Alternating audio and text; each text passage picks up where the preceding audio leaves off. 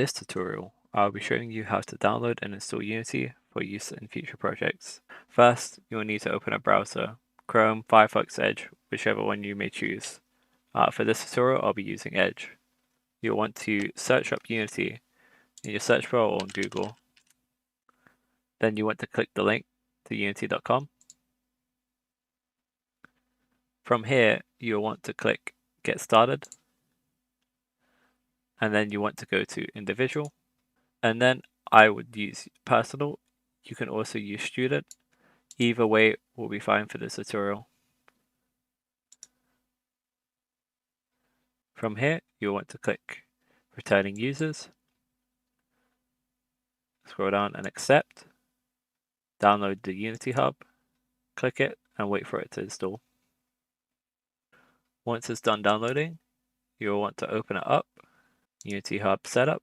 You want to double click this. You want to accept the user account control pop-up. Then click Agree to the license. Find a place you want to install it and click Install.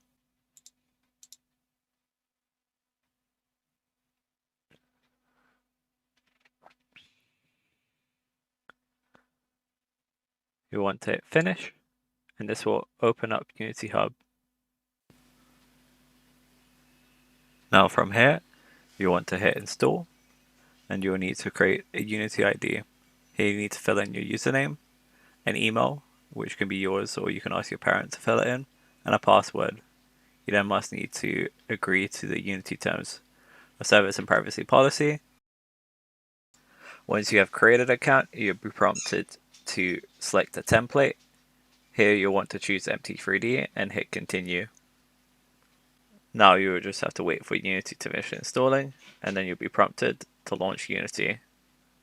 This tutorial is now over. From here, Unity will be ready to use.